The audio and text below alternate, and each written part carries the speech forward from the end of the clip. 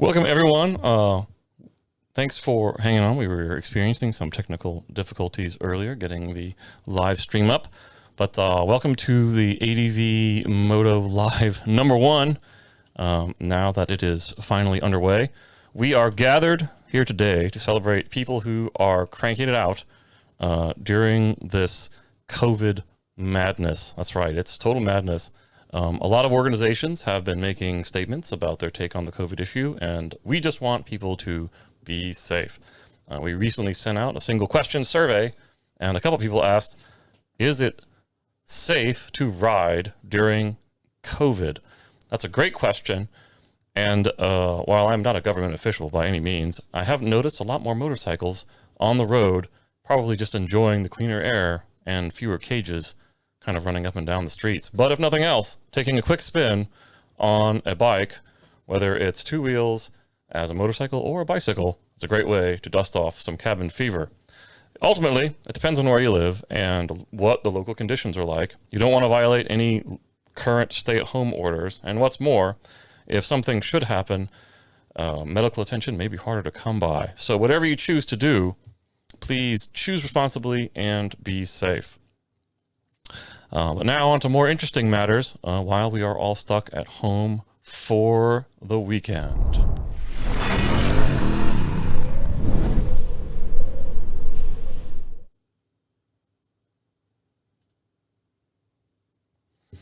The first topic we would like to cover is the Armchair Adventure Festival. That is starting up tomorrow, Friday, and it's running through Thursday. The Armchair Adventure Festival is run by Reece and Matt, aka the Sidecar Guys, who traveled around the world from 2017 to 2019 on a scooter and a sidecar. When they came back, they started, talking, doing tours, but thanks to all the COVID stuff, things have been kind of thrown for a spin. So they have started the Armchair Adventure Festival, and it is free, but we encourage everyone to make a donation. All of the donations go to the NHS Charities Together Fund, which helps fight COVID in the UK.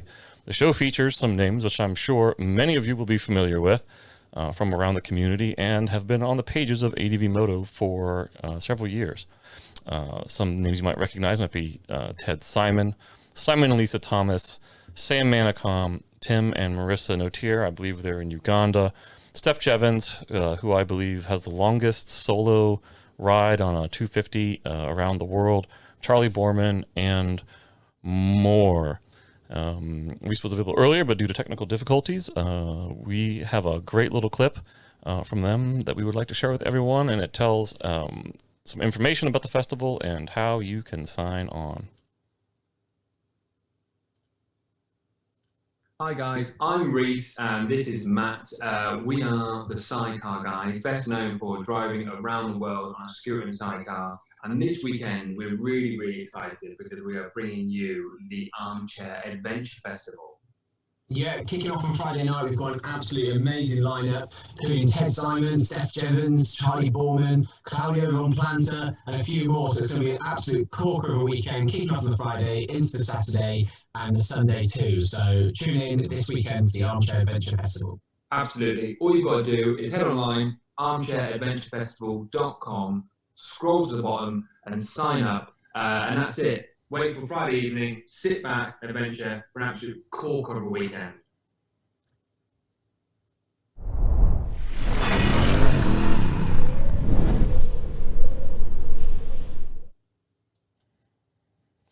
All right, so everyone, please go check out the Armchair Adventure Festival at armchairadventurefestival.com. We will be following it as well.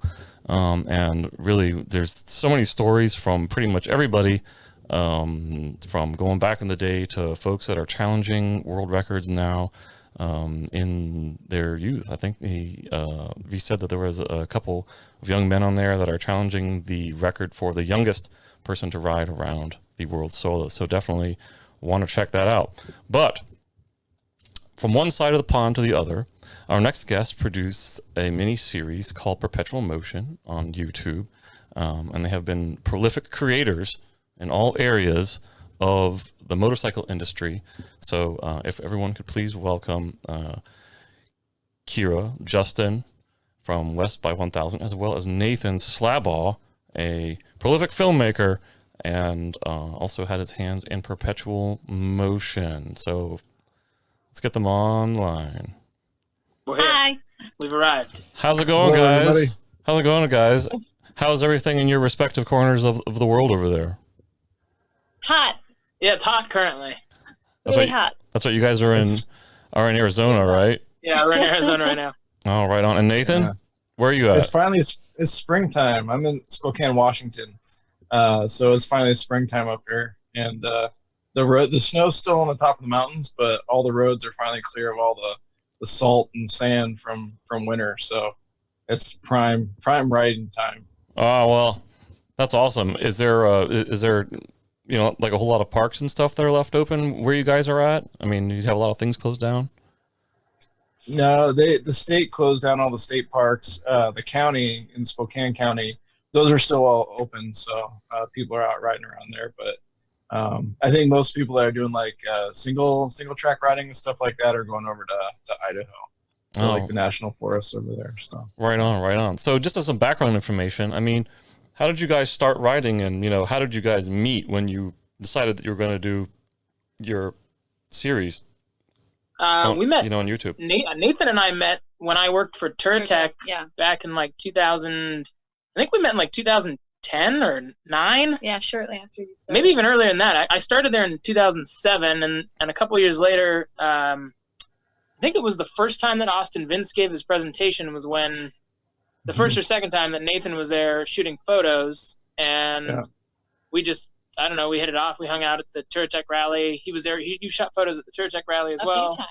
That's when we met. Yep. Yeah, that's where you met years later, and then hung out at the Turtech really do rally. any Projects together until 2000. a couple years ago now. 17 now, but we started planning it in 2016, right? Yeah, because it was right before, right when we got our bikes, and then our Indians, which you'd see in the Perpetual Motion series, and then I think Nathan flew down to Arizona. We did a sizzle and kind of hustled the hell out of it, and then made the series shortly thereafter.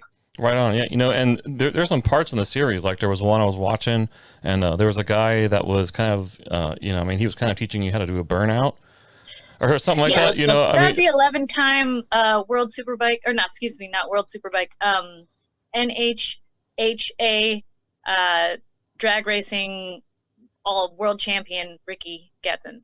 Oh, right on. And he's like super down to earth, really nice guy, and we met him during a couple shoots a few years back, and he was willing to, like, I don't know, invite us to kind of his neck of the woods and race our Indians.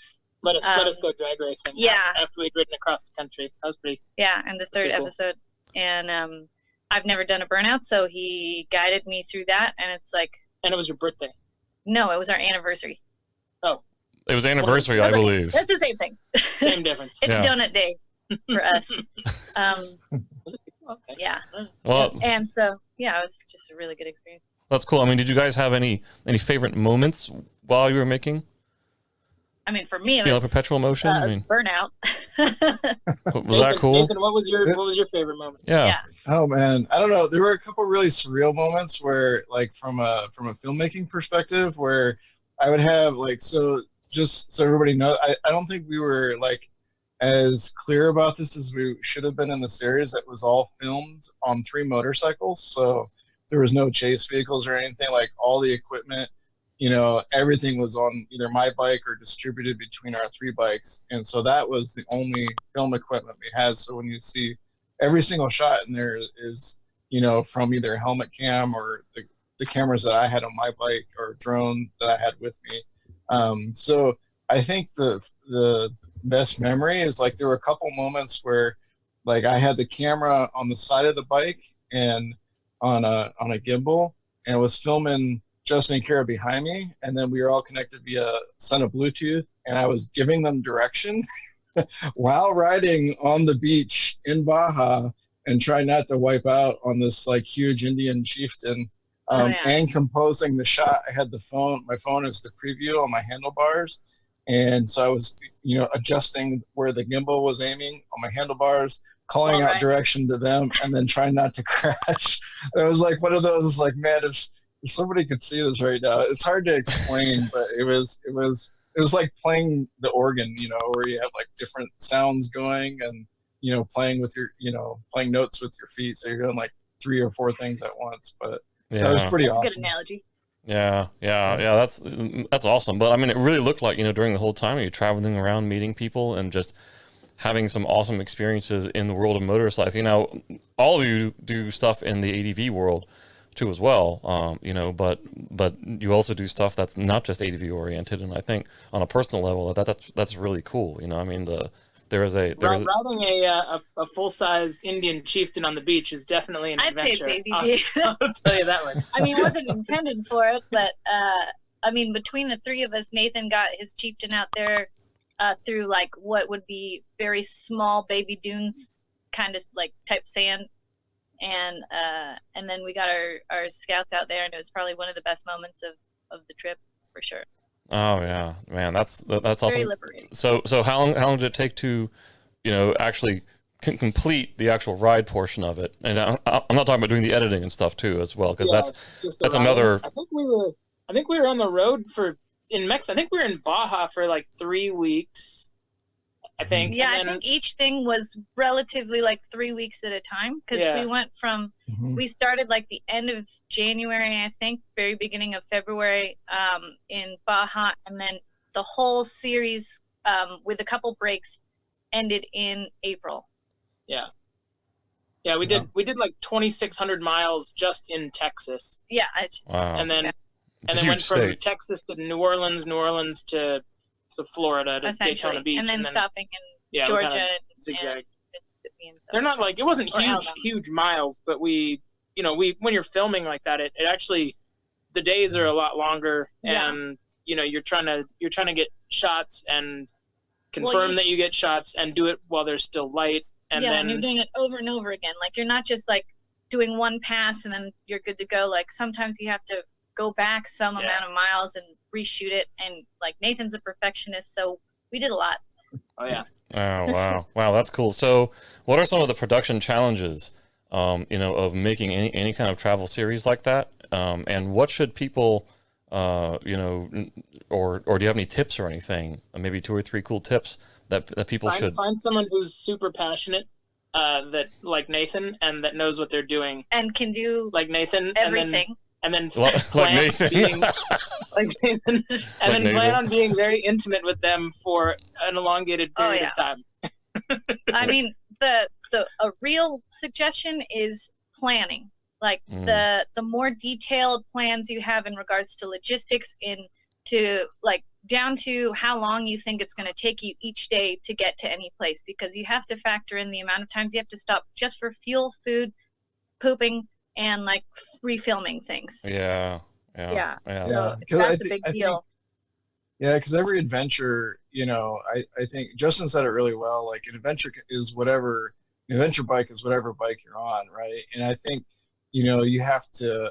I struggle with this even when I go out riding for my own, self. Is like, you have to kind of prioritize what is the purpose of your trip. Is it to take pictures? Is it to film, or just for pure enjoyment? And then you make choices depending on that purpose. And so for us, the purpose was to film a series, and so there were days where we wanted to check stuff out, and but we couldn't, because there literally wasn't time or money to go a couple hundred miles. Like, one of the cool things, but you also have to balance that with things that happen on the fly, and leaving enough kind of breathing room for that, because that's where a lot of the magic happens. I mean, we got to meet this cool guy down in Texas Hill Country that we rode by, and we saw like a Gilroy Indian, and I was like, should we stop? And Justin's like, you want to stop? I was like, yeah, let's stop. And I'm so good we did, because we met this guy called Yoda who had like half a leg that he lost in a motorcycle accident. Whoa. And then made his Indian into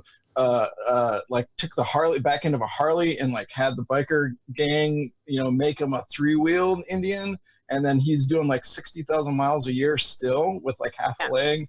on the Indian, you know, and we would have never met him if we just like said, well, you know, we got to get to Lubbock tonight, or, you know, we got to get to this place tonight. And so it's striking a balance in your journey of what your priority is, and then, you know, being open to kind of those leaving breathing room for those unexpected experiences. Yeah. So how much time would you say it adds to a trip?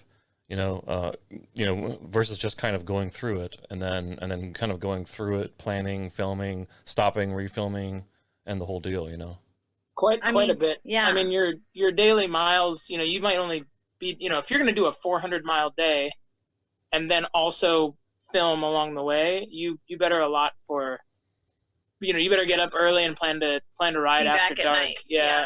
And then not, you know, you're going to have time to like find whatever's open to eat late. And yeah, I mean, consider the year, I think the year before or 2 years before we filmed this, Justin and I rode from California all the way to Key West, and we did that in a matter of like 10-15 days. And this relatively same exact length of journey, it took us 3 months. Yeah. So it's just, you have to be very considerate. Yeah. Yeah, and I think you have to take into account too, if you're from the video production side, every night you're offloading footage from cards and you're putting them on hard drives, and then you're backing up those hard drives. And, you know, in my case, I would always have a hard drive plus a copy, and then Justin and Kyra would have a copy in their room or tent where they were staying, just so that copies were in 2 separate places if, God forbid, there was a fire, you know, or something like that.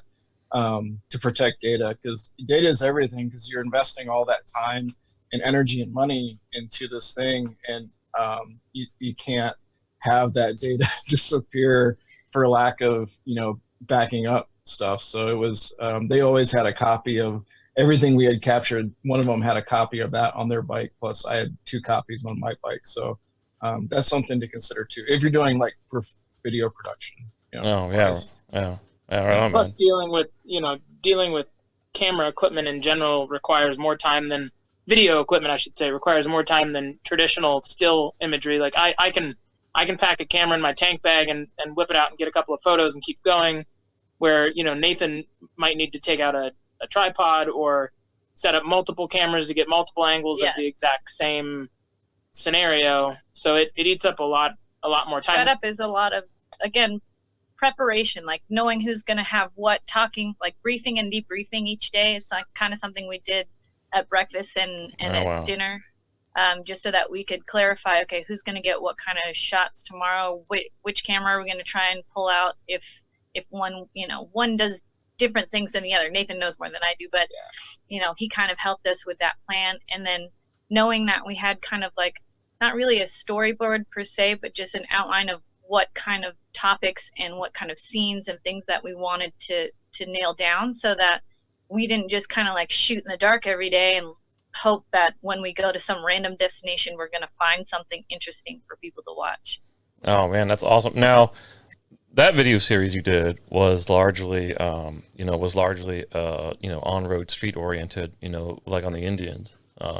But you know, is there a difference in filming street versus ADV, right? Where you're going through, slightly slower speeds. Maybe you're doing some off-road stuff. Also filming in maybe some places where language is not as familiar. Stuff like that. I would have to guess that. I mean, it would naturally be kind of more difficult. But I mean, just as far as a content, point of view, like if you were going to make an ADV oriented film or video series right now, or vlog right now, how much more effort would someone have to do or put into that, versus if they were, just kind of street cruising and going around and meeting folks. So I would argue that it's almost more difficult on the road, because you have more distractions along the way. You have more opportunities to run into other people and businesses and groups and who knows what else. Not to mention you're dealing with traffic and cars that want to kill you. When we were in Japan, we filmed quite a bit off-road. Actually, almost the whole time we were filming off-road, and we kind of the destination was the filming objective, whereas the in this case our travels were just as much a part of the objective. You know, and the interactions that we had, the people, people we met between, you know, Mexico and going across the states. I mean, it sounds sort of silly to think that you can have all of these in a modern era. You can have all of these interesting interactions, but we really sought them out using our network of friends and other motorcyclists to find interesting people that were doing cool shit that we could connect with, and you know, like learning how to do a burnout and go drag racing. Or we met a guy in Baja at the beginning of when we started filming. We were sitting eating tacos, and this dude shows up on a Ducati Multistrada, and he sees our bikes, and he pulls up, and he figures it's like a good place to eat, and we just winged it. We didn't know. And so he comes in when we start talking to him, and it turns out he had ridden from South Carolina all the way down to where we were in Baja and was going to turn around and ride back home. And he made the mistake of saying, if you guys get to South Carolina, I'll take you out on my sailboat. Well, we ended up in South Carolina like 2 months later. Yeah. And at the end of the series. Yeah, and then hit him up and was like, hey, how about that sailboat? Yeah, so, you could see a sailboat in the third episode. So. We went sailing with him in the final episode because we made it to the East Coast. So that, you know, that stuff occurs when you're interacting with more people. Isolated. Yeah, when you're not so isolated. But at the same time, like, that's you kind of blend that when you're going more internationally. Like, obviously, if we were in Nepal or if we were in India, you're having more of that off-road experience because that's just happenstance what the roads are like, and you're still interacting with people, and there's still those genuine kinds of experiences. Yeah. And just honestly, we wanted this to be any type of bike. We love our dual sports. We love adventure bikes. We like them all. It's just we could only afford to ride our bikes, so we only rode our bikes. Right. Yeah. And we're hoping like maybe in the future we get to try it out a little bit more off-road, because you can see more of the world when you're on a dual sport of some sort. You know, I would say the only difference in setup is mostly for the protection of your gear. So for Nathan, his gear is like, it's not small, it's smaller than someone else's setup would be, but it managed to fit in 2 duffel bags and then 2 like hard cases on his bike. And imagine if we're going off road, you're not going to have, I mean, unless you're on an adventure bike, you can have hard cases, but the capacity kind of changes, the risk changes because you can crash. Yeah, it obviously can be done, but I think that filming off road it has more to do with where you're headed oftentimes, because you're not gonna, you know, what sort of weird random gas station interactions are you gonna have? Because we seem to have quite a few of those. But at the same time, you know, when you are off road, you end up, the people you meet when you ride a motorcycle have a tendency to be much more interesting than if you're driving your truck, as we discovered this week. So. Yeah. Oh yeah, for sure. I mean, there's you know, there's the openness of the motorcycle, you know, and it doesn't even really matter where you are. If, you know, like if you're in America or if you're in the middle of Timbuktu, sort of thing like that, you know, people that are locals know that when you're on a motorcycle, you are accepting a certain amount of risk and vulnerability in your life. You know, and I think that there's an instinct in a lot of people and in a lot of good people, and I think most people are good, you know, you know, that they want to find out about you and they want to help you if you need help. And it's not the same thing when you pull up in a 4-wheeled vehicle and it's 110 degrees outside, and then you open the door and there's this wafty cloud of AC coming out of the car. Yeah, you know, you guys aren't suffering together, that's for sure. Yeah, like something from Back to the Future or something like that. You know what I mean? It's just you know, it's a very different experience. You know, that if people haven't already experienced it and they ride, you know, to go to the next state, you know what I mean, cross the border, you know, into some places that are less, you know, populated and have that experience, you know. So Nathan, last question is, you got any tips for, let's say, 2 or 3 essential pieces of kit that a modern videographer should have on their bike if they're going to make a solo, let's say, vlog or documentary? Yeah, I would say a microphone of some sort, because that's one of the first things that people forget about. when they're on camera. You know, sound is half of the information that whoever is watching your content is taking in, and if that 50% of the information is hard to listen to or annoying, if there's like a whine in the background, or if you sound like you're a million miles away, people lose interest, you know, even if it's a good story. So some kind of microphone would be a camera that's decent and that's pretty hardy if you're out on the road. Like what? I shot the whole series on a Panasonic GH5. Cool. So it's a mirrorless DSLR, and you know, you could do it on a phone these days because, I mean, the phone cameras are insanely good. There's things that you compromise by doing it on a phone as far as like settings and having external lenses, even though they do make attachments for phones. It's still not the same as having like a mirrorless DSLR where you can choose for that. So, you know, I would say some kind of camera, and then learn your camera, like learn what it can do, because a lot of people will buy a nice camera because like, oh, it's going to automatically give me nice pictures, but invest, you know, even a couple hours will make a huge difference in what you're able to capture and how, you know, with that camera. And the last thing I would say is memory, you know, going back to the backing your information up. You know, I don't know how many guys I've heard of like, oh yeah, I had this amazing trip, and then, you know, like, I don't know, water got in my thing, or, you know, whatever happened, and they lost their data. And so, you know, it's a bummer, because, you know, and so there's different ways to back up your data. You could do it to a cloud if you have internet connection. A lot of the world doesn't still. I mean, I'm in Spokane and I still have crappy internet. So, you know, having some kind of hard drive, the SSDs, which are solid state drives, which don't have any moving parts, are your best bet for storing stuff these days, especially on a bumpy motorcycle. And the cost has come down considerably on those. So that would be an option, so having backing up your data and having redundancy. Even if I know some guys that if you're doing a longer trip where you're out for a month or a couple months or a year, you know, have hard drives, and maybe somebody back home mails you hard drives, and then you mail them back to them, and so they have some place that they store the data on that. You can mail hard drives back and forth. So yeah, microphone, camera, learn your camera, and hard drives would be my top three. Right on. So how about all these little you see people, they just pop like GoPro cameras and stuff all over, you know, small cameras, like they put them on the frame to shoot the rear wheel.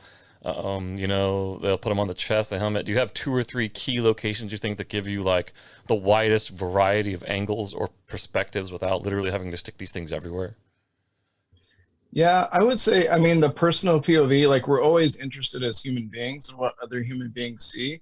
And you always want to put your subconsciously, when you watch something, you're putting yourself in that person's shoes. Brains do that. And so having that personal POV, you know, whether it's on your chin or up here or on the side like we did, I would say that's probably your number one. You know, even though that point of view is seen a lot, it is probably one of the more compelling ones.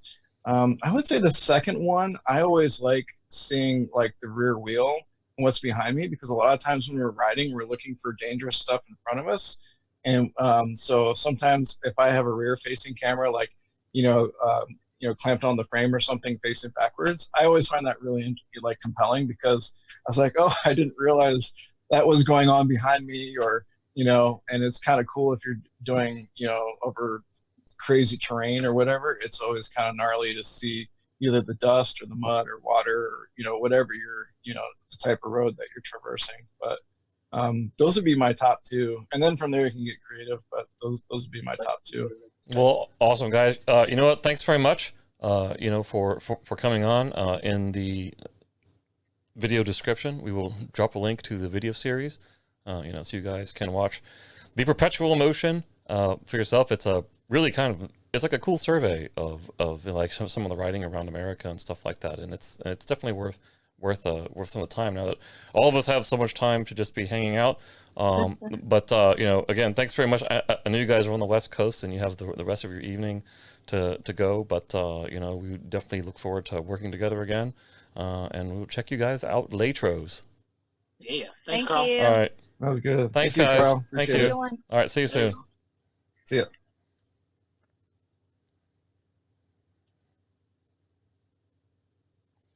All right. And that brings us to our final segment of the day, which is The Return, Riding Western China. This is a film that shares with us some of the amazing landscapes, peoples, and cultures of Western China, which is an area that is actually quite rarely seen. It's a little hard to ride there, and this was produced back in 2007, which was the days before there was widespread digital video, and making a solo film involved a lot of stopping, setting up a tripod, and coming back to pick it up. And I would say that by comparison, making great content these days is much easier from the technology side. Making content is always hard in terms of the creativity and the artistic sense of the work. But this was the second solo written and produced adventure film, at least as far as I know, after Gaurav Jani, who made a film called Riding Solo to the Top of the World. Some of you that have been riding in the ADV world for a while may have heard of it and seen it, or certainly even met him. And that is also another must-watch if you haven't seen it already. And he was a great encouragement to me throughout the production of this one, of The Return. And The Return is not only a travelogue, but it's also, in essence, a philosophical statement about adventure and the things that we learn when pushing our mental and physical limits. So we'll stay with some Tibetan nomads, explore the Taklamakan Desert, and learn about the sites and the cultures of the ancient Silk Road, and also experience some of, just the really harsh landscapes in what I believe is actually one of the most beautiful and under-recognized parts of the planet. So we hope that you will enjoy the next 60 minutes of adventure. So grab a drink, settle in, and stick around. Afterwards, we will mention what's coming up next week and answer any questions on the film. So without further ado, we would like to cue the remastering of The Return, Riding Western China.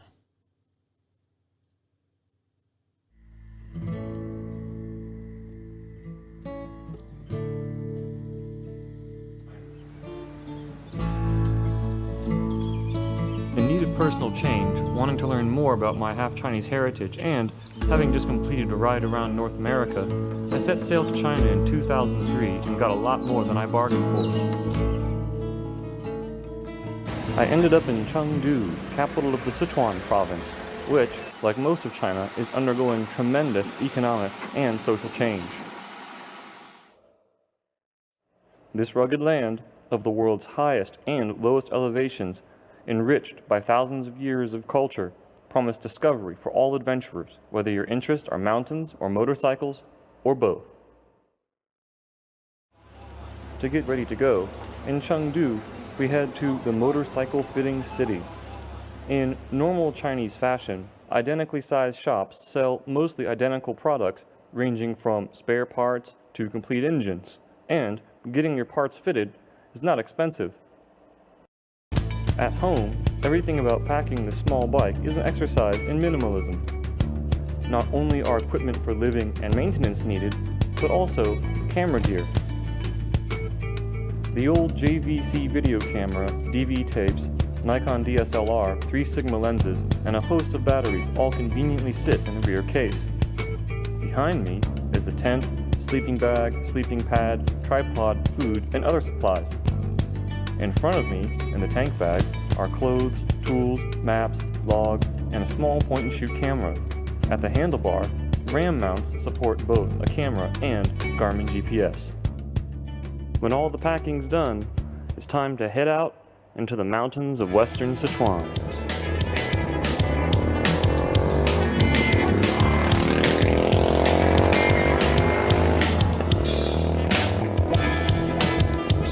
Starting in Chengdu, we'll first make our way to Aba, a Tibetan town in northwest Sichuan near the Qinghai border.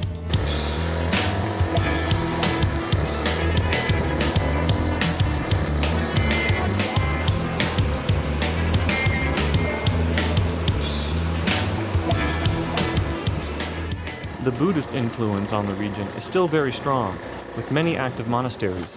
After 2 days of riding, we arrive in Aba, a small town with an unusually high concentration of monasteries. There's so many monasteries around Aba, I probably spent at least a couple years trying to figure out where they are and what they do.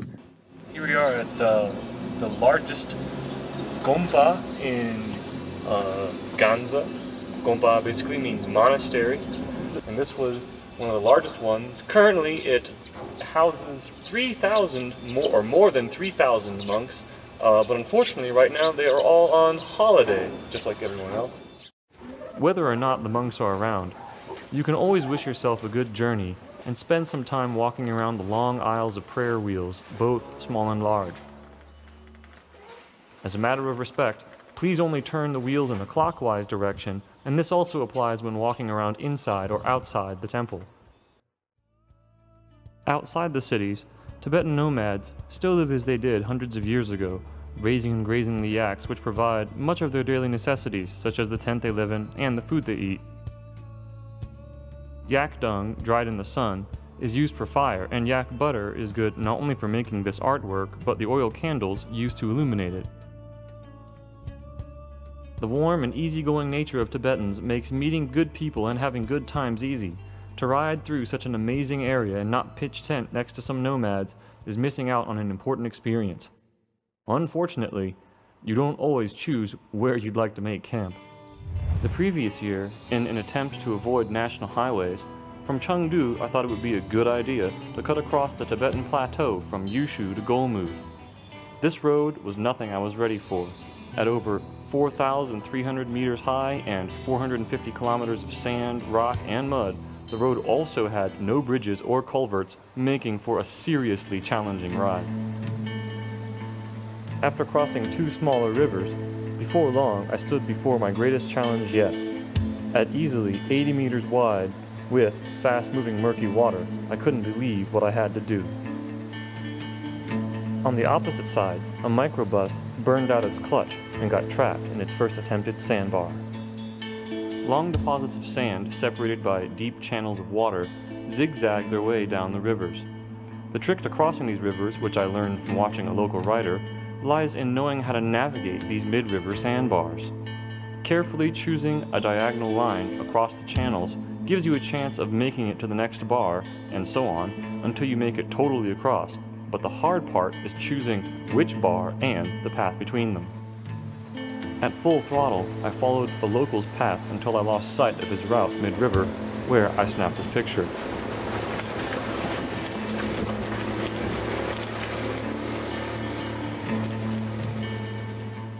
Slowly crossing deep water is suicide, and at full speed ran cannonball down into a channel and up the next bar. On the bar after that, the front wheel plunged into a deep section. Now totally stopped, the water was rushing over the handlebars.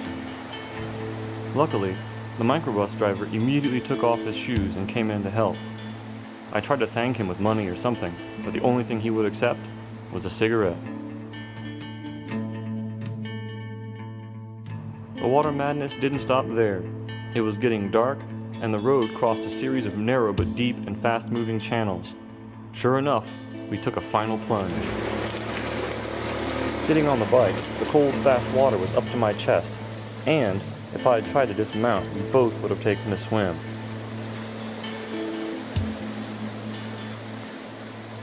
But just then, I noticed a faint outline of a person in a cowboy hat.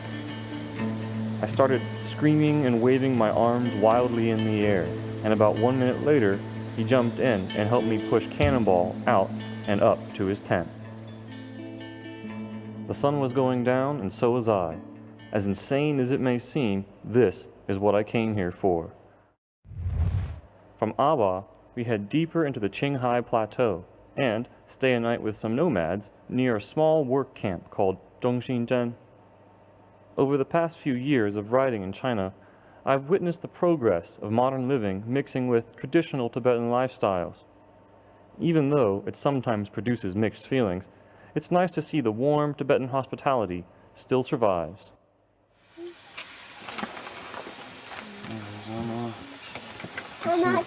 Toy car. Needs new batteries.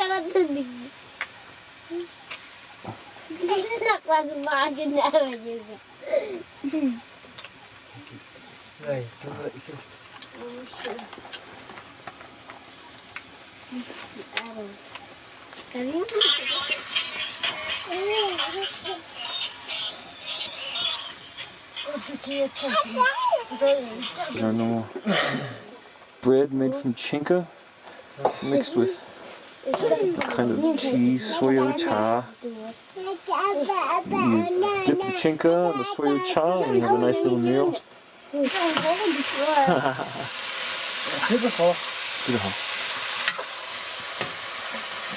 Hey, we come.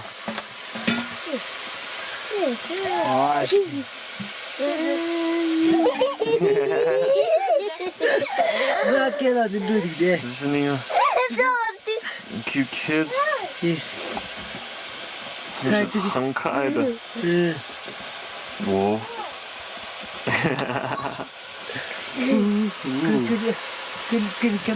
Beautiful wife. Outpour.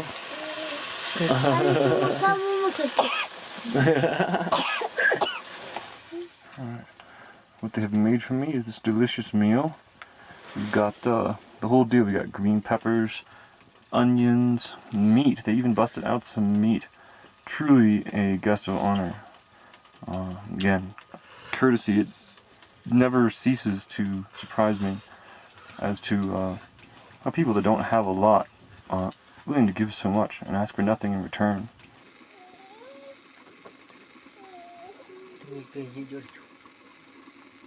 After a great evening of food and friends, it was time for everyone to get some sleep.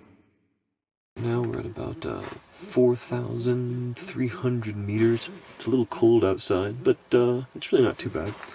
The road here was actually quite good. Today we ran a little over 500 kilometers, almost all of which was above 4,000 meters. Several passes and a few hours of rain, of which a little bit of it was quite heavy, so my shoes are wet. We're really quite in the middle of nowhere. The only thing near here is a very small town. I think it's mostly road workers. And after this, I hope we can hit the Guodao, which is the National Highway 214, and that should take us up to Qinghai Lake, or Qinghai Hu. The very next morning, after brushing some frost off of big wheels and saying goodbye to our kind hosts, we headed north to Qinghai Lake. Although beautiful, Qinghai Lake is riddled with high winds, periodic rain, heavy traffic, and swarms of tourists, so continued west towards Gulmood and a chance encounter with two fellow riders.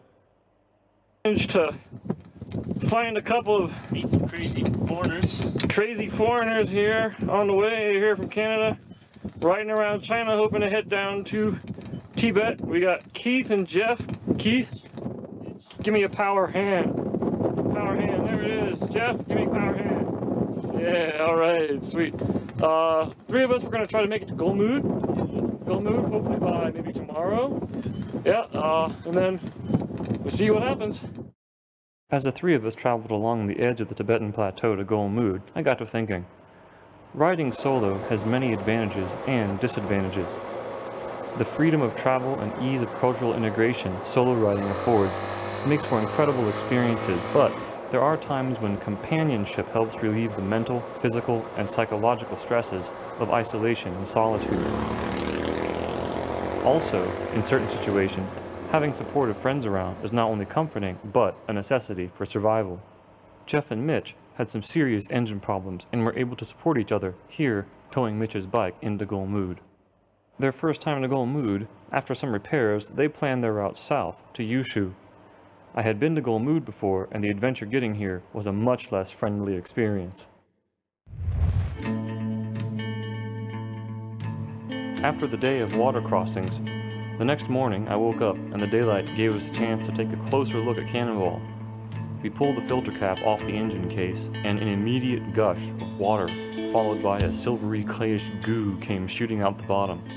The rain didn't stop, and there were more water crossings to come. I needed to find a different way to Gulmood. For an outrageous 1,000 RMB, a prominent local man agreed to take myself and Cannonball to Budongchan, a truck stop on the Qinghai-Tibet Highway, and showed up at 5 a.m. the next morning. That ride must have lasted 40 kilometers when the front right steering assembly snapped off. The wheels now cocked out and useless, we waited a short while when a small 4-wheeled tractor lorry came putting down the road. Before long, the drivers worked out a deal and began loading Cannonball in the back, with 3 dogs, some furniture parts, and a sheep. Cramped into the tiny cabin with a camera bag in my lap, I managed to dig out the GPS, and, according to the GPS, the tractor lorry had a top speed of 18 kilometers an hour with only 120 kilometers to go. 80 kilometers later, the rear drive shaft broke and needed to be repaired or replaced. There was no choice but to bring Cannonball down and fill her with tractor oil. At a little after 6:30 and 40 kilometers of sand, mud, ice, and snow, we smoked our way into Budongtran with the broken part. The drive shaft could not be repaired and ended up taking a taxi all the way to Golmud, returning to Budongtran at around 11 at night with a new part. When I arrived, I went straight to the police station and looked for a nice park police officer who said I could sleep and store my gear there, but the lights were out and the door was locked. Not knowing what to do and ready to pass out, I made my way to the only lights around, the general store next door. When I came in the door, the owner looked at my face, urged me to sit down, and started bringing me snacks and beer. Shortly afterwards, the cop showed up, and the 3 of us shared stories and began drinking to Yuan Fun, or a kind of fate that people should meet.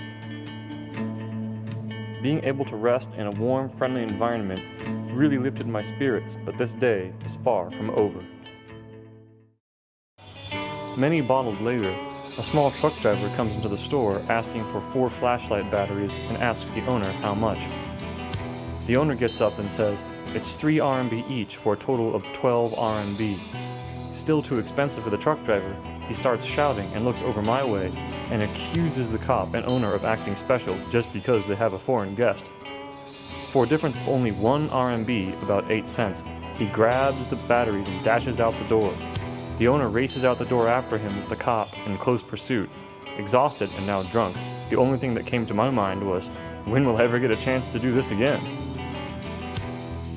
Now committed, adrenaline kicked in, and when I got outside, the driver had just gotten into the truck but hadn't closed the door when the store owner caught him and began pulling on his leg.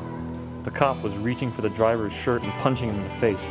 I saw one free leg was still kicking, so I grabbed it and started pulling. Blood was running down the driver's face and even on the cop's fist. Just a second later, one of the truck's other drivers, who must have been sleeping or resting, sprang up and started shouting. Everyone was shouting, and before I knew it, money was flying out of the cab and everyone cooled off. The cop shouted and motioned for them to leave, and the truck took off fast into the night.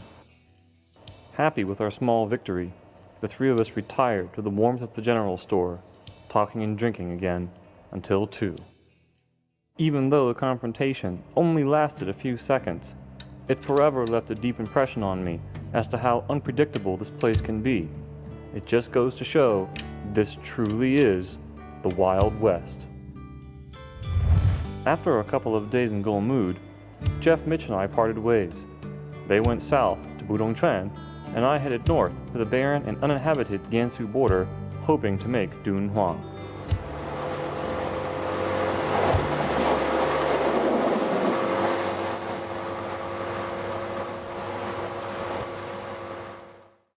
Dunhuang, an ancient and now touristed oasis city near the eastern border of Xinjiang, is known for its close proximity to the western edge of the Great Wall and the Mogao Grottos, a series of nearly 500 caves dating back to 366 AD.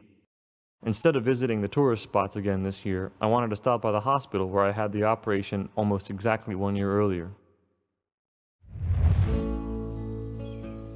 The truck driver took us to the hospital where, after having almost passed out 3 times, they determined my left collarbone was shattered into 3 pieces, guaranteeing the need for my first ever surgery. The hospital staff decided their hospital was too small to perform the operation, so made arrangements to drive me to Dunhuang. The resulting scar looked a little bit Frankensteinian. I think it's actually pretty interesting, but They tend to use very large stitches, and they're not worried at all about the cosmetic nature of the surgery. 3 days later, with the new top of the engine, we were ready to head out of Golmud. This time, I knew I needed to not be stupid and take the well-traveled road to Dunhuang, and this is just where I was going when I saw a paved turnoff headed west towards the Chaidam salt flats. It was not on any maps, and it looked like a possible shortcut to 315, the most direct route to Xinjiang and a road I was advised not to take. If I had listened to my better senses, I would have kept going straight, but something made me take that turn, driven by an overpowering need for discovery, a searching for new horizons. Something else moved me even more, an obsession to challenge my personal limitations. Do you believe that the sky is falling? Or are you one of those that think it's gonna last? I was walking on the edge of a knife one day. Where did you go? I don't know. We were faced with the back of the belly of the whale. Where did you go when I needed you most? It might have been because I cried, or it may be because I don't. Miles to go, looking up the steps to jump out the window. Is it suicide if you got a pain inside? Do we live the lie, or do we die with the fire in our eyes?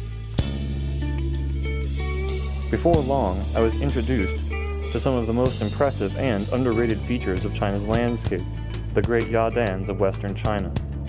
These longish earth mounds are sculpted by the very high winds this very northern tip of the Tibetan Plateau creates, and carves shapes just like moving water.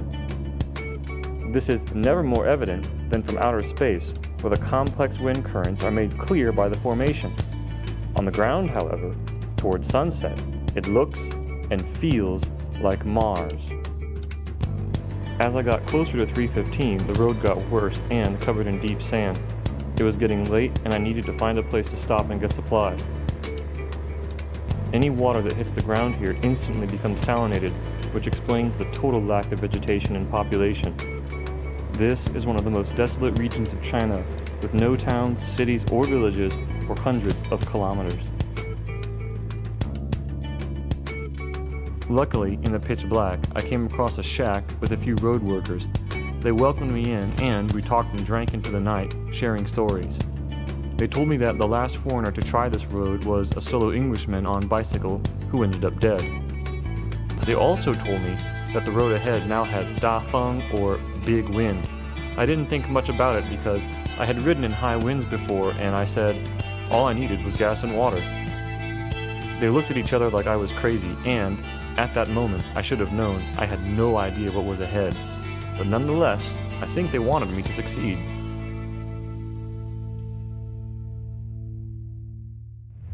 At the eastern end of the Tian Shan Mountains and the northern edge of the Tibetan Plateau, the Turfan Basin holds many unique historical and geological treasures. Often called the Oven of China, at minus 150 meters below sea level, the Turfan Basin is the second lowest point on Earth and has recorded some of the hottest temperatures in China at around 50 degrees Celsius. The sun and hot, dry air scorches the ground and rocks, practically baking some of them red. Here, we see the most famous of these red rock formations called the Flaming Mountain, a long snake-like mountain which holds a place in China's ancient lore.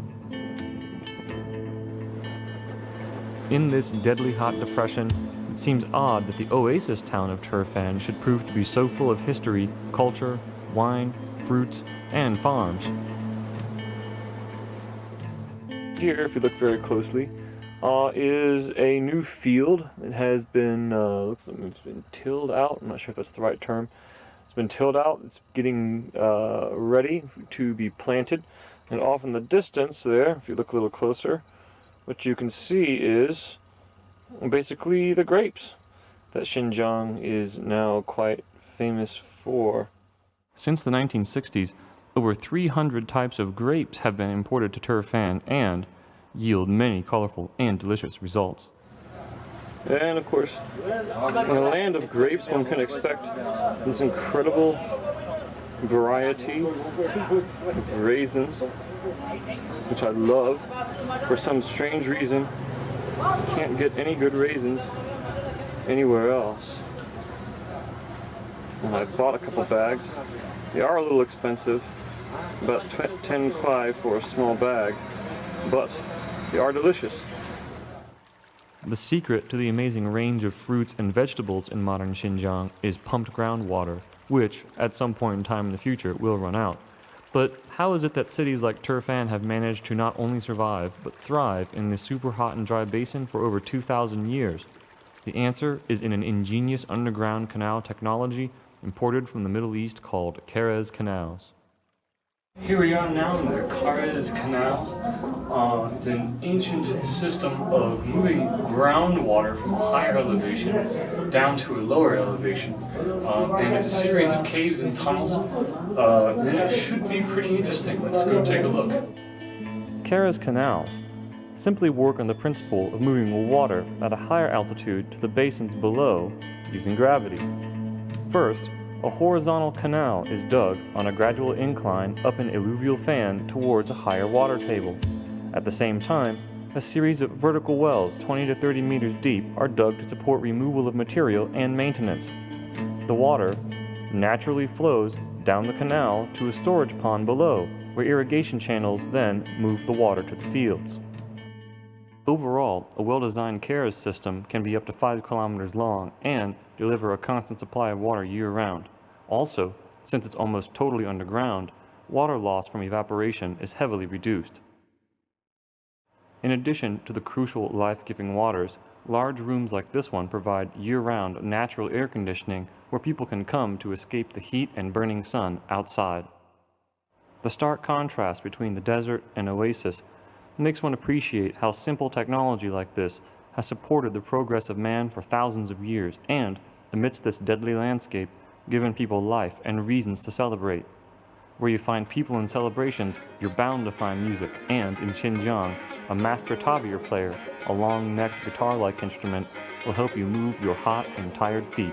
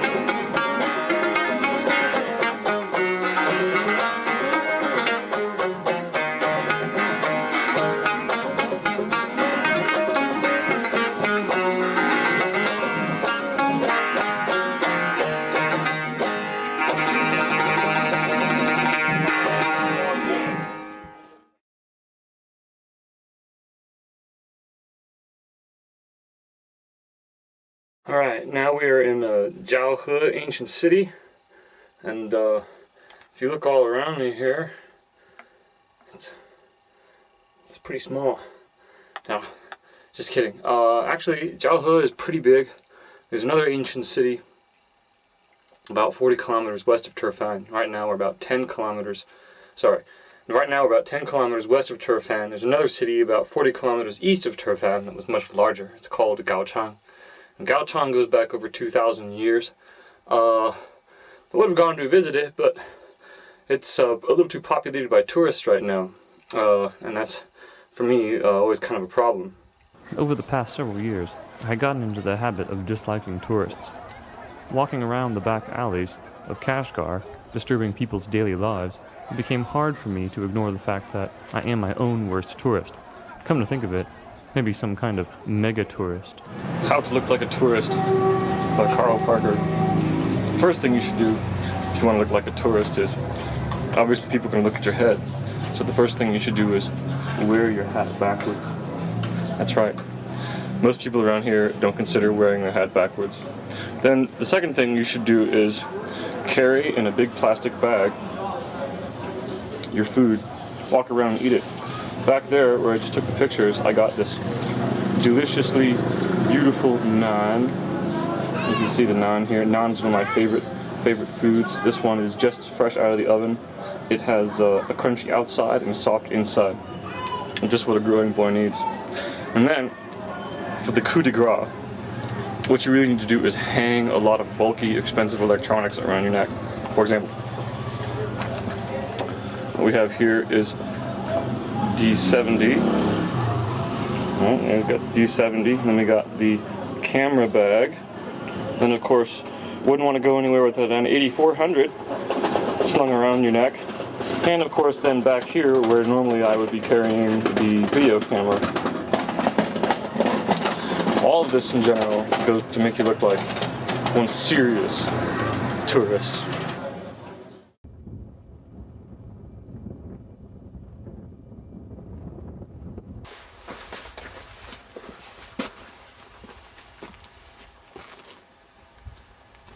And by chance here, we've happened across the Lop Nur Camel Reserve. I just turned left off the main highway, followed it downhill for quite some ways, and we've reached one of Xinjiang's and China's camel reserves. In 1997, both Xinjiang and the national government established the 65,000 square kilometer Lop Nur Bactrian Camel Reserve.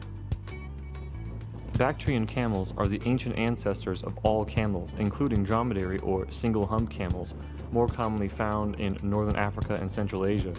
Even more curious is the fact that, although wild Bactrian camels now only reside in Asia, they actually came from North America, migrating to Asia on the Bering Strait land bridge 3 to 4 million years ago. Their continued success in these harsh and salty regions is owed partly to their unique ability to drink and process salt water, a subject of great interest to modern science.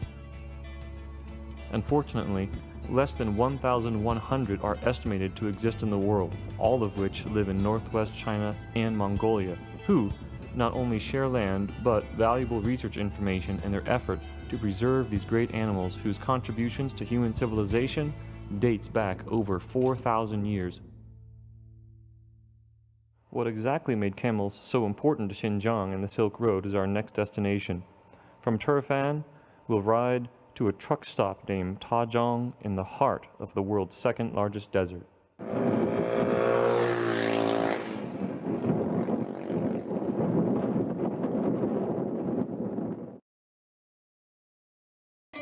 Situated in the Tarim Basin, this is the Taklamakan Desert. The name itself means go in, not come out, and was one of the most formidable obstacles on the Silk Road, which made camels so necessary. Shielded from the warm, moist Indian Ocean air by Tibet, the Taklamakan Desert hardly sees any moisture. If the Tibetan Plateau is not enough to keep moisture out, the desert is surrounded on three sides by the Kunlun, Karakoram, and Tian Shan mountain ranges which, thanks to erosion, constantly feed sand into the Tarim Basin. At over 700 kilometers long and 500 kilometers wide, this ranks as the second largest sandy desert in the world and makes for one unforgettable ride. And now, only 200 kilometers from the beginning of the road, the dunes are starting to get considerably larger. You can see the highway off in the distance. Right now I'm standing in the middle of this line of retaining vegetation, but it doesn't take too much before you get the idea, the scale of what you're looking at.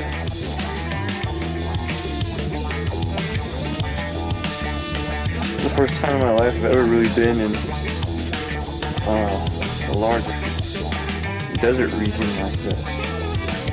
I gotta say, wow, really enjoying it. Absolutely fantastic. Mountains of sand.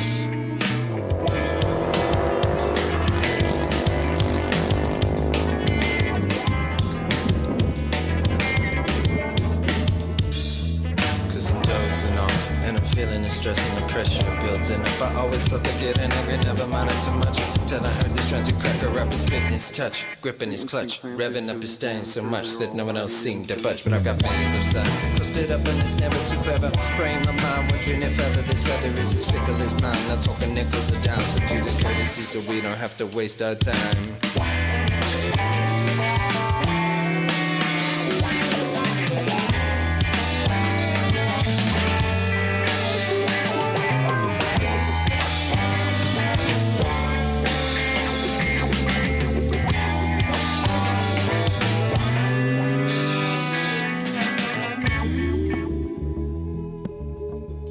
And here in the middle of the desert, there is a truck stop town with basically nothing but girls and gas, a little bit of food, and its name is Tazhong. Tazhong means basically middle of the Taklamakan desert. And so today we leave the great Taklamakan desert. Huge, boundless, full of sand.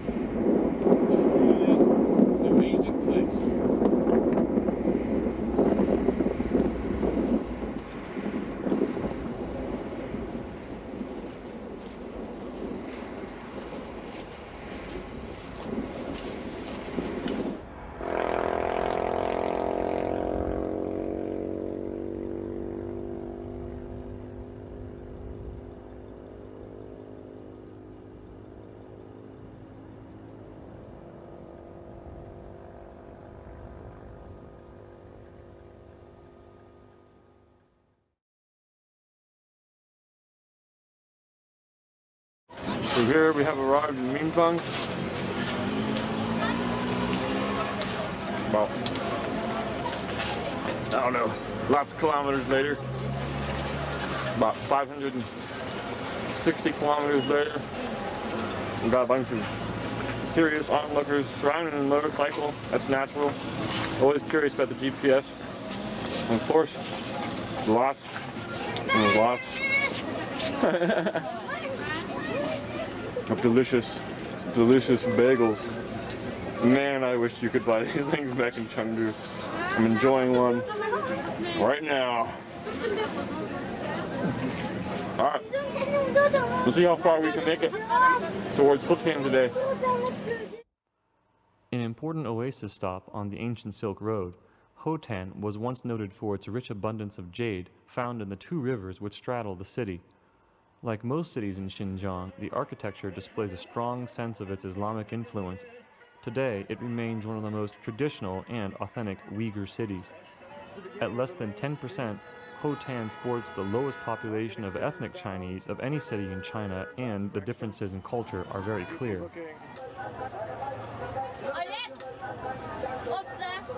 Uyghur, spoken in written language, are primarily Turkish descent, and, except for businesses, most people don't speak Chinese here at all.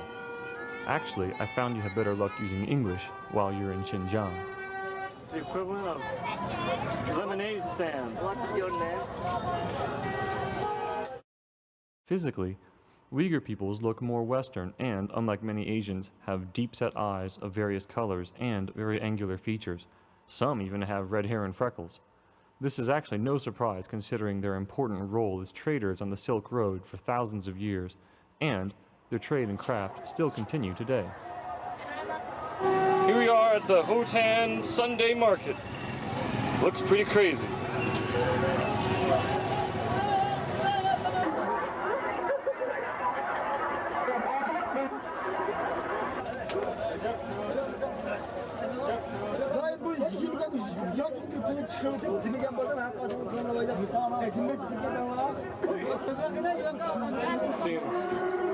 Checking out the animals, getting ready for sale. Wool, freshly shorn. Of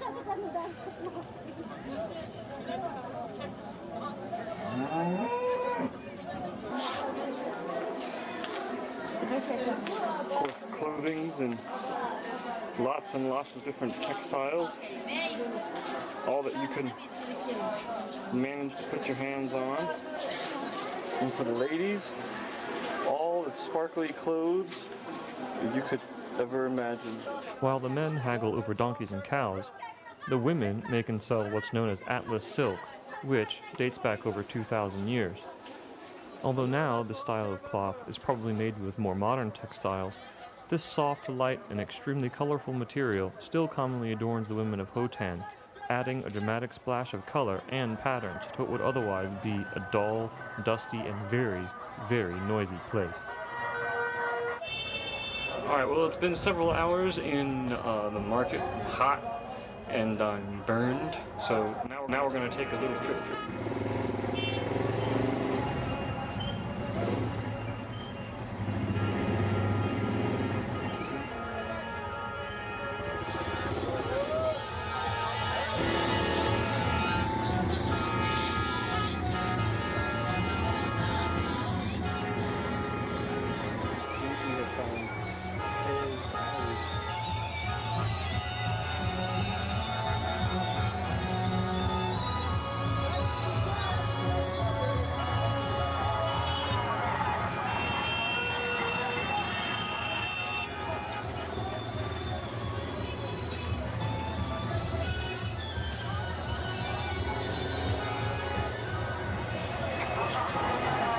I guess that's just like the animal market. A little later in the evening, and we see it's a much different affair. We got little friends here. He was exploring around and stuff for a while ago.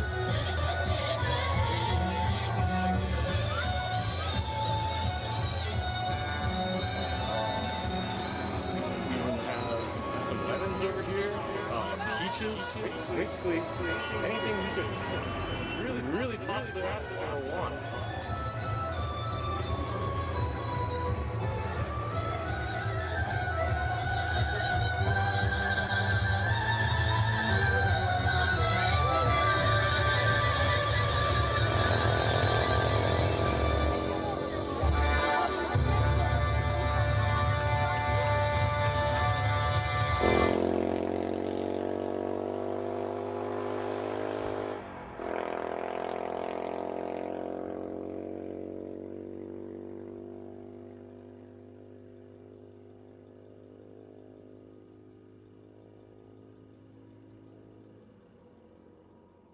Compared to the previous year, the roads in Xinjiang are almost too easy. Luckily, the road from Hotan to Kashgar offered some familiar hazards. A flooded road! Looks like there must be some water coming out from somewhere. Although this water was fast, the surface underneath was perfectly smooth, so made for a fun crossing. Oh yeah! After emptying out the old boots, I hung around for a few minutes to see how the locals handled it.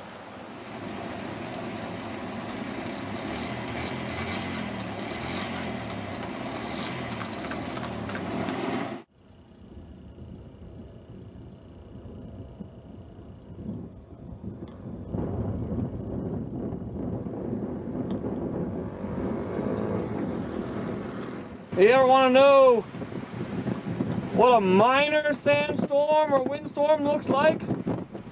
Let's check it out.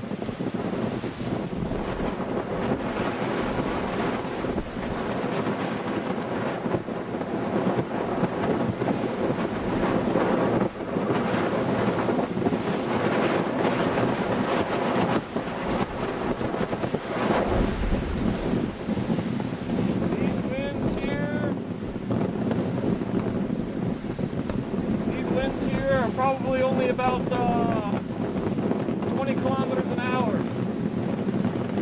Been through about 50 and 60. Let me tell you, religious experience. Having lost 2 hours of time waiting for Cannonball to get welded at the work center, at about 3 I headed west, and before I knew it, I was in a massive sandstorm with almost no visibility. I later found out that this area has regular sandstorms due to the meeting of currents coming from Tibet and Xinjiang. Small deposits of sand on the road made the wind's lateral forces on the front wheel more than a challenge. Extreme lean combined with the loose surface made low sighting in a perfectly straight line a very real possibility. After about 1 hour of it, I was going insane. Construction vehicles were blown off the road and onto their sides. I needed a break and looked for shelter. The road is cut through Yadans, and where they did provided some natural cover. I pulled up to one and found that it was already occupied by road workers.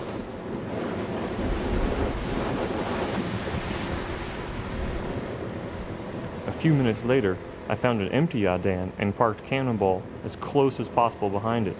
Even in shelter, the wind blew sand into my helmet. The awesome power of the storm didn't hit me until I looked up and saw a violent stream of sand blasting over top the Yadan. Waiting around wasn't doing much good, so I started back into the winds, which only increased. Slowly, the physical battering told on my mind, and eventually I snapped and left my sanity behind. I began screaming wildly in my helmet, but at what, I don't know. I felt something was out there. It was conscious, and that it wanted to kill me. But no matter how much I wanted to accuse the weather of such a thing, it always spoke back to me the words of my own choices, which brought me here unprepared. Then, a calm voice in my head said, "I do not want to kill you. That is not my part. Tragedy will decide." I didn't understand exactly what that meant, but just then the road turned south and the once violent, raging winds became almost deafeningly silent. It was sweet yet powerful at the same time. Along and just above the pavement, the wind carried trails of sand, which looked like massive sand snakes traveling with me down the road. In the calm, I played with them, riding up to some, hitting them with my feet, and watching them break apart. At that very moment, I left my old understanding of the planet behind. Within its truly awesome powers and motions lies infinite possibility, beyond the realms of my conscious imagination or even dreams. In the many ways that the earth could freeze, burn, wash, or blow us away at any time, just that we could live, laugh, and die in the graciousness of this beautiful and powerful world is in itself love. But love, no matter how great, cannot save you from your own pride and stupidity. After a fun ride from Hotan, we finally reached the most western extreme of the Taklamakan Desert. At the eastern base of the Pamir, Karakoram, and Kunlun Mountains, Kashgar has held, and still does hold, an important position in the history of the Silk Road as the doorway to the east and west. The most obvious landmark in the center of town is the nearly 600 years old Idqa Mosque, the largest mosque or Islamic building in China. From the Idqa Mosque, it's on a main street, which runs basically north-south, and you see it's quite a developed town square. Lots of shopping areas, places to buy cold drinks, just a shoe shine and polish. Little line down there. Might go do that actually, it's only a couple kwai. Tucked away just behind the Idqa Mosque is a series of back alleys where a traveler, weary of the noisy crowds of public areas, can see a different side of life in Kashgar.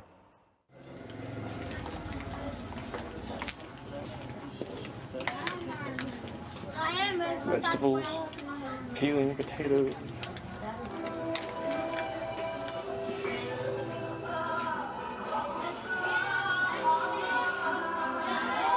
Little kids playing, coming out of everywhere, every door.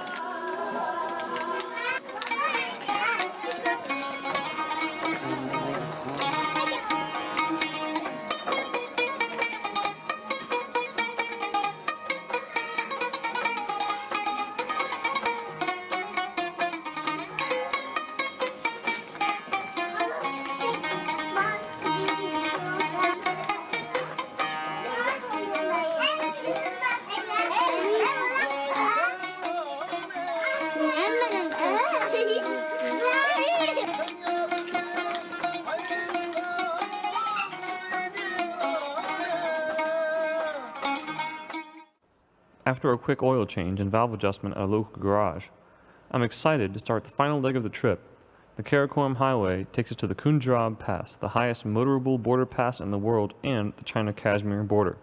Naturally, being a border road, there would be some checkpoints, but that didn't deter me from enjoying the spectacular scenery.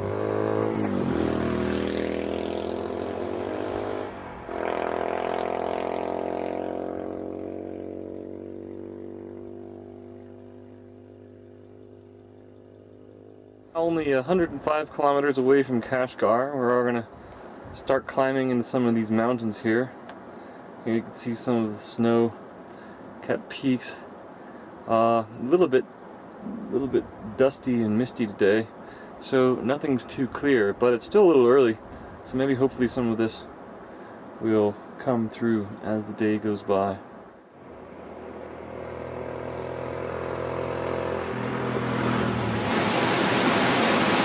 And up there, coming from the lofty snowy mountains, which are right now covered in clouds and probably currently melting, what you can see is a very clear start to the rivers.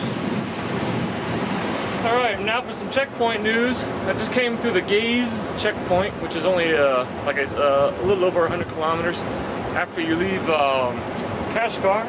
And actually, so much for my pessimism, they were all very nice. All they did was they asked for passport and they asked where I was going. Really nothing bad at all. I was pleasantly surprised. I asked them if I could make it to the Kunjab Pass, and they said yeah, that it shouldn't be a problem. So hopefully the people in the other checkpoints down the way will agree with that.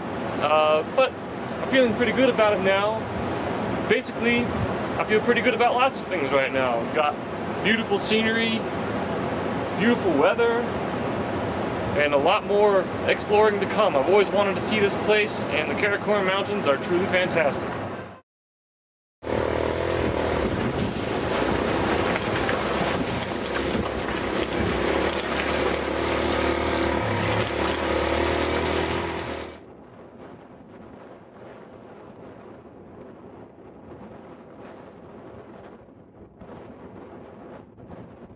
The breathtaking landscape of the Karakoram Highway doesn't disappoint.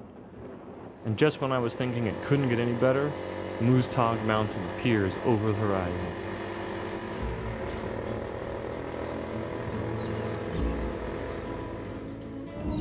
At 7,546 meters above sea level, or about 25,000 feet, Muztagh Mountain stands tall above the deep blue and turquoise-colored Karakoram Lake. Due to its gently sloping peak, it's not a very technical climb, and apparently arranged tours to the peak are quite common.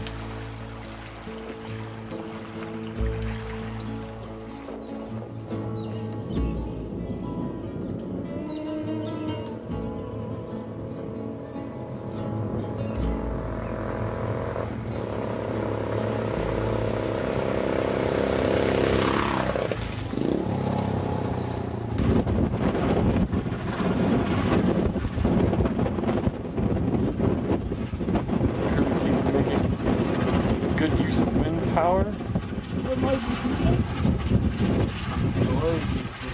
Out here, that makes a lot of sense. Pretty much constantly generating wind. Now, fill the gas tank. Bought by the kilogram. A little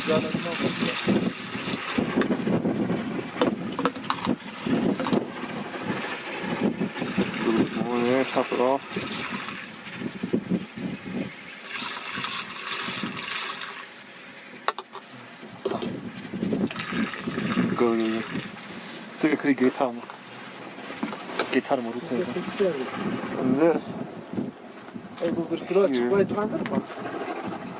And this here is the gas station. This gentleman here is seeing me around, and he speaks actually quite good English. Also, motorcycle pungyo. Inside, they keep all the fuel. We have checked into the Marriott. Actually, it's a family's house. Here, this is made of earth. You can see it's actually not too bad. It's pretty warm in the daytime. Too bad. And over here, down around the corner, of course we have the view of Westx Mountain. And now it's time to go eat. Looks like we have rice, green peppers, potatoes. Looks like a kind of tomato sauce. Oh, shishini. No, this brought me a bowl of yogurt.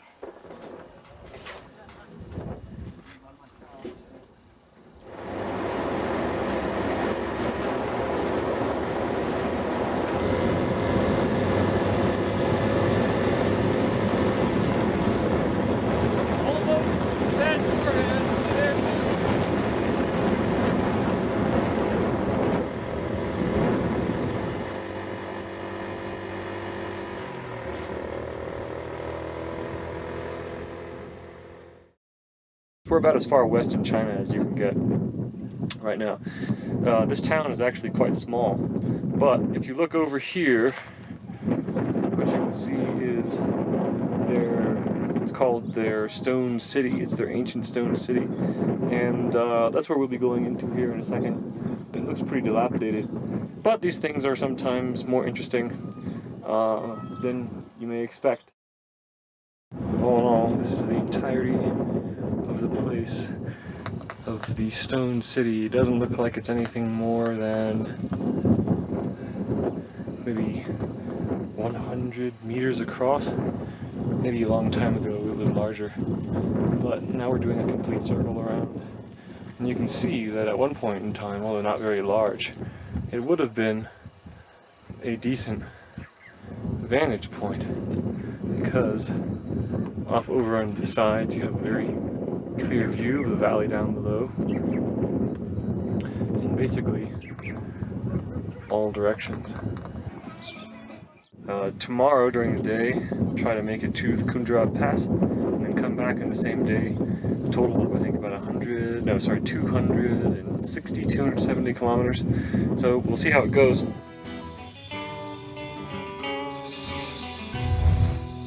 Six hours of sandstorm later, we finally reached Mang Ai. On the map, Mang Ai, where I wanted to stay, was marked as a medium-sized town, but in actuality, it's a brick wall surrounding a cluster of tents selling supplies and petrol by the kilogram in the middle of absolutely nothing. With less than 1 hour of daylight left, I needed some local info. I spotted a truck by the side of the road and the driver walking around outside. I said I was looking for a place to stay, and he said the nearest place is over 100 kilometers away. The sun was already touching the horizon, and he knew it was going to get dark and cold fast. He offered to put Cannonball in the back of the truck and drive us to the next town, but my foolish pride said otherwise, and as long as I could ride, I would. The road was perfect and even had clearly visible lines, but what it didn't have was hazard markers around the construction materials and sand workers had placed across the right lane.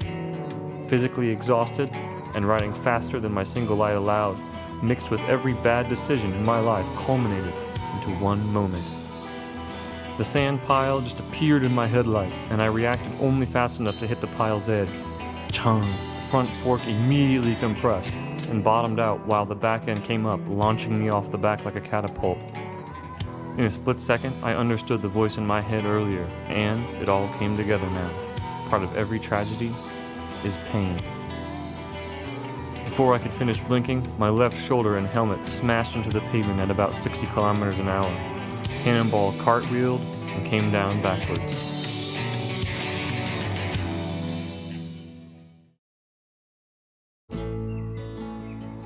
Immediately after the impact, I rolled around on the ground for a few seconds and screamed. It was painful. I remember getting up slowly. Shock had set in, and all I could see was Cannonball's headlight shining right across the ground. I thought to myself, I need to get things together, and proceeded to aimlessly walk in circles, looking for my goods now strewn all over the road. I don't think I picked up one thing. I knew what I needed to do, but I had no idea what I was doing. Luckily, the man I had talked to in Mang Ai must have been looking out for me. I was still in shock and unable to pick up Cannonball with one arm, even though I tried. When I saw those 2 truck lights coming back for me, there was no emotional register. I just stood there and watched the lights grow bigger.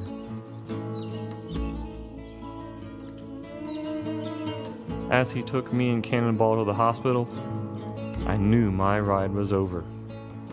No matter how hard you try or want something to happen, it may not turn out the way you want, and you may have to do it all over again. Basically, get up this morning.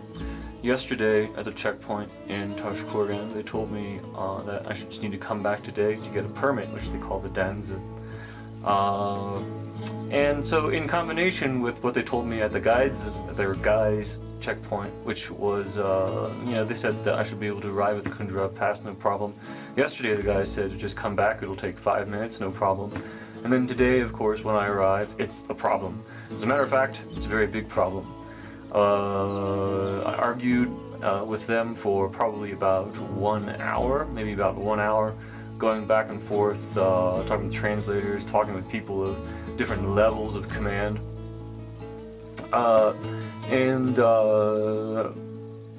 Really, what it boils down to is they're not going to give me the permit to go.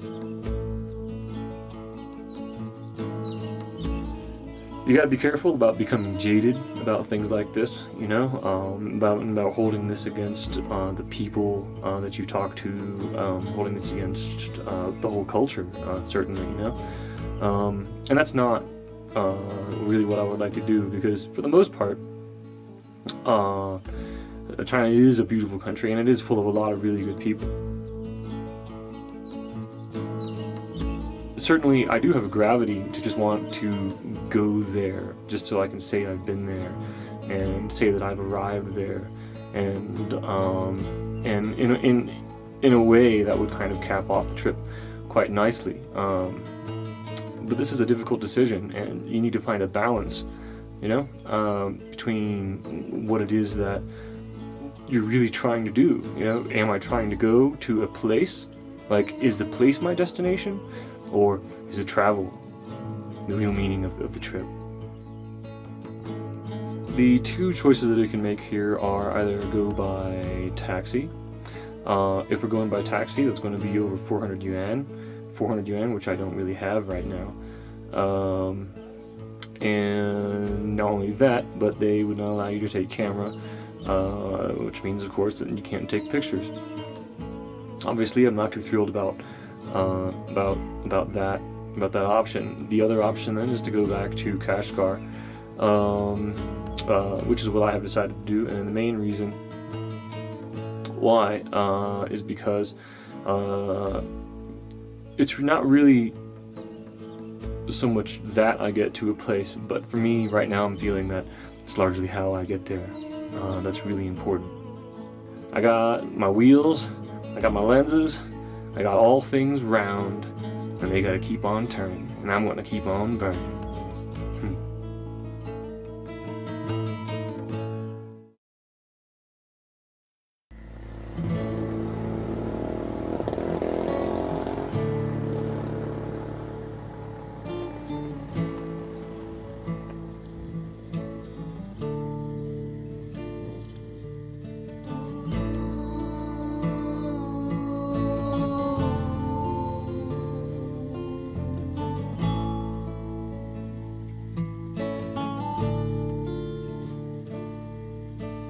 Everything you will do, babe. You've never gone so far away. It's true, man is a little bit strange. Don't forget he comes from outer space. He thinks of ways to invade each other's places, seeking a way to escape the day. Why would you want to sleep when you could lay awake and dream anyway? Lost in a simple song of love, this kind that sweeps your feet from above.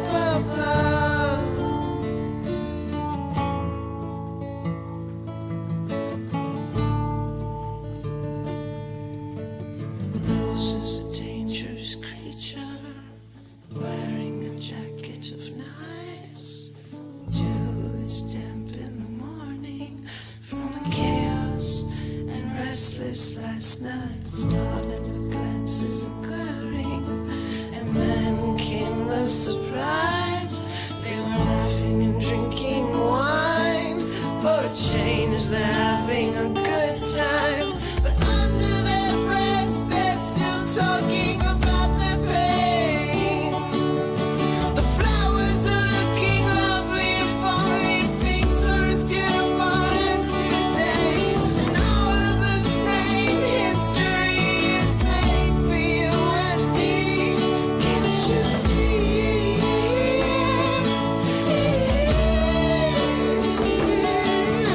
And all of the most colorful things are because we want them to be, 'cause we need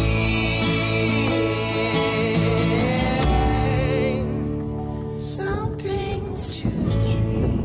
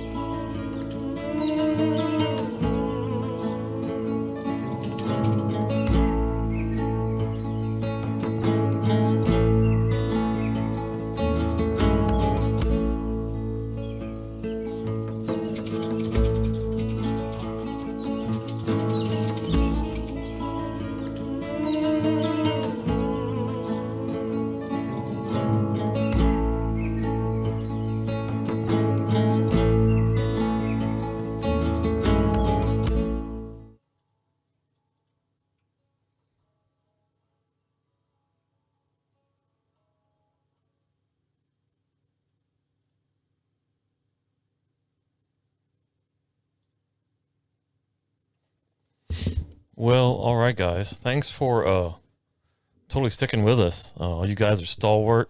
I hope you guys had a great time and learned something about the region. It was a really important time for me, and I really hope everyone has a chance to do the same. Sort of in their own way, and that's kind of what ADVMoto is about. So just real quickly, I know I was answering some questions in the chat, but if anyone has any questions, I could certainly answer them right now.